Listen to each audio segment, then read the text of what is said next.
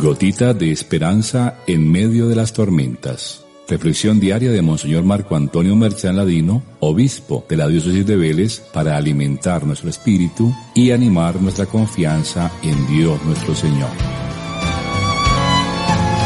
Hoy el Señor resucitó y de la muerte nos salvó.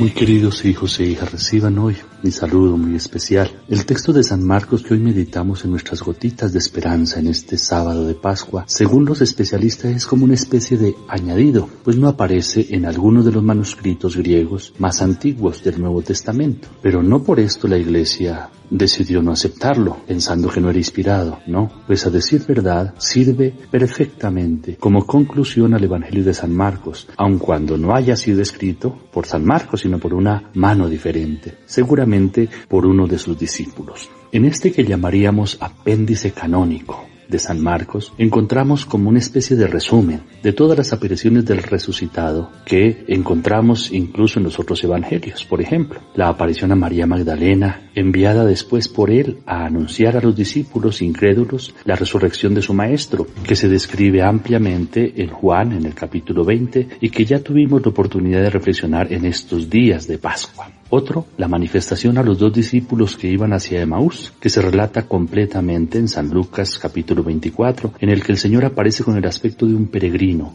texto que igualmente pudimos reflexionar el pasado miércoles. Y finalmente la aparición del resucitado a los 11, mientras ellos están reunidos en torno a la mesa y en donde le reprocha su incredulidad y su actitud reacia a creer en el testimonio de algunos de los discípulos, texto que encontramos también en Juan capítulo 20, versículos del 24 en adelante. A las anteriores manifestaciones el evangelista agrega una más, que es la del envío misionero y que encontramos en el Evangelio de San Mateo en el capítulo 28.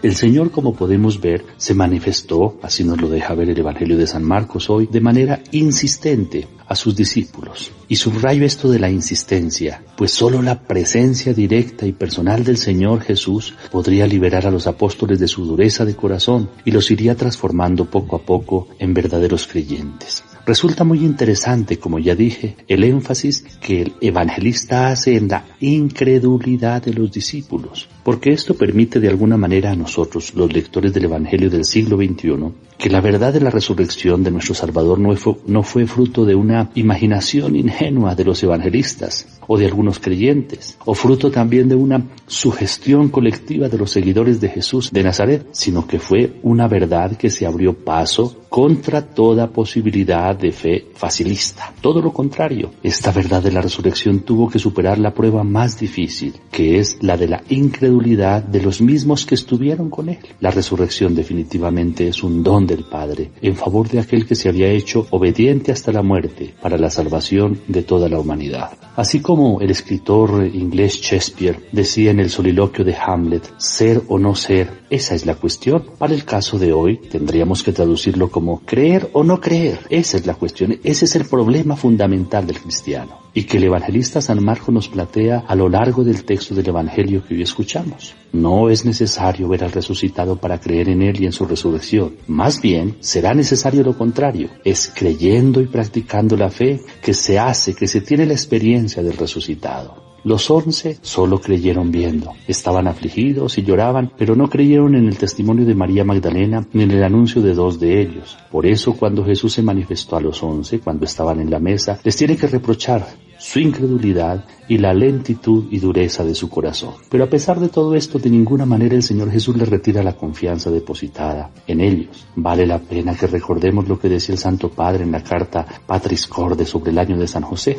Muchas veces pensamos que Dios se basa solo en la parte buena y vencedora de nosotros, cuando en realidad la mayoría de sus designios se realizan a través y a pesar de nuestra debilidad. Para el caso de los apóstoles, a pesar de su incredulidad. Y es por esto que insiste para que sus discípulos sean los continuadores de la obra que él inició, y les confía la misión de ir por todo el mundo y proclamar el Evangelio a todas las criaturas. Esta invitación se extiende a nosotros, los discípulos de hoy, testarudos, incrédulos, lentos para creer, pecadores, pero aún así llamados a continuar la misión. ¡Qué inmensa responsabilidad! Y esta responsabilidad urge de nosotros una experiencia profunda de fe y un encuentro personal con el resucitado. Solo esto dispondrá el corazón y la voluntad para continuar esta obra maravillosa, que es la evangelización del mundo entero y del hombre entero. Demos gracias a Dios por su mensaje del Evangelio de hoy, del evangelista San Marcos, y recibamos su bendición. El Señor esté con ustedes. La bendición de Dios Todopoderoso, Padre, Hijo y Espíritu Santo, descienda sobre ustedes y los acompañe siempre. Amén. Un feliz día para todos. Alegría y paz, hermanos, que el Señor resucitó del pueblo en él.